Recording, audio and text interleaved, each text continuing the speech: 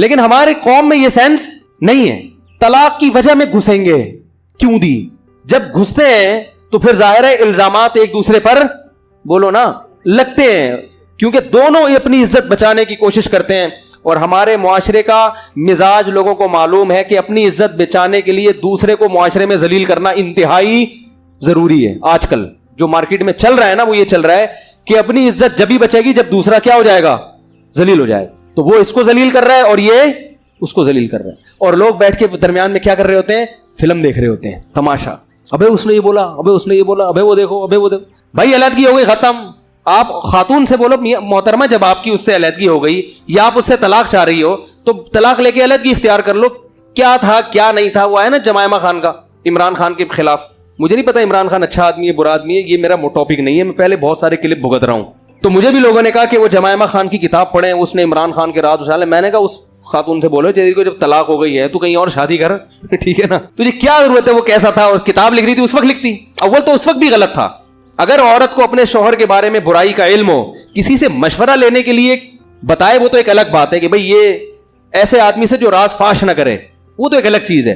لیکن اس کو معاشرے میں ذلیل کرنے کا کوئی تک, بھئی خراب ہے تو آپ علیحدگی لے لیں اس سے, چپکے سے پتلی گلی سے نکل لیں. آپ بیوی آپ کی خراب ہے تو آپ آرام سے اس کو چھوڑ دیں, معاشرے میں ذلیل کرنے کی کوشش نہ کریں. حضرت عویمر اجلانی رضی اللہ تعالی عنہ نے اپنی بیوی کو زنا کرتے ہوئے اپنی آنکھوں سے دیکھا. صحیح بخاری کی حدیث ہے. نبی کے پاس آئے, یا رسول اللہ میری بیوی نے زنا کیا ہے. آپ غضبناک ہو گئے, فرمایا گواہ نہیں ہے, تمہاری پشت پہ کوڑے لگیں گے, اور اپنے چہرے کو پھیر لیا آپ صلی اللہ علیہ وسلم نے, ناراضی کا اظہار کیا. علامہ نووی نے لکھا اس طرز عمل میں نبی نے بتا دیا کہ نبی کو یہ بات اچھی نہیں لگی کہ آپ اپنی بیوی کو دیکھا ہے تو مجھے آ کے کیوں بتا رہے ہو. حالانکہ نبی تو مربی تھے, روحانی باپ تھے, روحانی باپ کو بھی اجازت نہیں دی جا رہی کہ اپنی بیوی کے زنا کے بارے میں آپ آ کے بولو بھائی بتائیں کہ یہ ایسی ہے.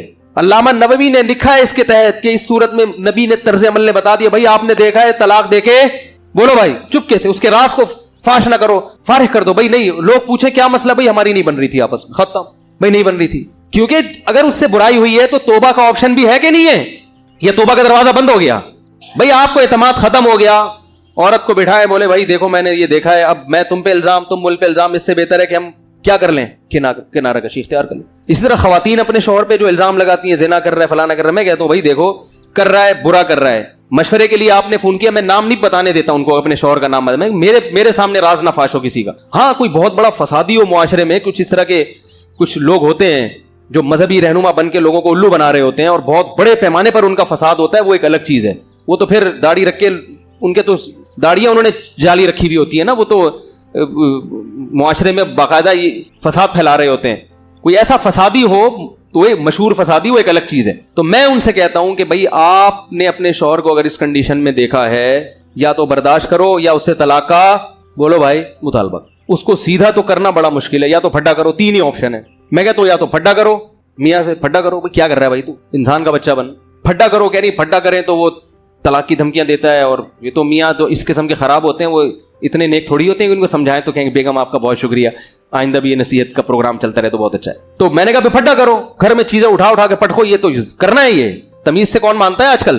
ایسی خواتین دیکھو کیسے الٹے مشورے دے رہا ہوں میں, وہ کہتی ہیں اس کے ناجائز تعلق. میں کہتا ہوں اٹھاؤ برتن توڑو, جب گھر میں آئے نا, اللہ کی قسم ایسے مشورے دیتا ہوں میں, چاہے آپ اس پہ کچھ بھی کمنٹس کریں. خاتون کہتی ہے میرا میاں کے غلط تعلقات ہے, میں کہتا ہوں توڑ دو گھر میں جتنے برتن ہیں, آئے گھر میں بولو اٹھا کے پھینکو, بولو یہ میں شریف زادی ہوں. بچوں پہ کیا اثر پڑے گا جب ان کو پتا چلے گا, یہ گھر میں برداشت نہیں ہوگا, توڑو پھوڑو, یہ کرو, ایسی کی تیسی روٹ کے چلی جاؤ. اور اگر یہ نہیں ہو پا رہا آپ سے, آپ میں دم نہیں ہے توڑنے کا برتن, کانپ رہی ہیں آپ, ہمت ہی نہیں ہے, تو پھر کیا کرو بھائی.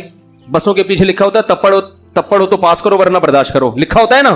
ٹرک پوری سڑک گھیر کے جا رہا ہوتا ہے, بڑے بڑے ٹرالر دیکھے ہم نے, پوری سڑک گھیر کے جا رہے ہوتے ہیں, نیچے بےچارا رکشا والا جو ہے نا وہ ادھر سے کوشش کر رہا ہے, نکل نہیں رہا, تو اس نے پیچھے اور رکشے والے کو سڑانے کے لیے لکھا ہوتا ہے تپڑ ہے تو پاس کر ورنہ برداشت کر. کیونکہ جب تیرے میں تپڑ ہی نہیں ہے نکلنے کا تو پھر برداشت کر, اسی کے پیچھے خراما چلتا رہے آرام سے. تو میں ان خواتین سے کہتا ہوں یہ کرو, وہ کہہ رہی ہیں یہ نہیں کر سکتے ہم. تو میں کہتا ہوں یا تو برداشت کرو, نہیں ہو رہا ناقابل برداشت ہے تو طلاق لے کے علیحدگی. اس کے علاوہ آپ کے پاس کوئی آپشن نہیں, کیونکہ میں نے کہا اس کو ذلیل کرو گی, نقصان آپ کے بچوں کا ہوگا. نقصان کس کا ہوگا؟ ساری زندگی لوگ تانے دیں گے ان بچوں کا باپ ایسے تھا. بیٹیوں کا تو اور بڑا نقصان ہوتا ہے, ان کے رشتوں میں پرابلم ہوتی ہے, اور کوئی آپشن نہیں ہے.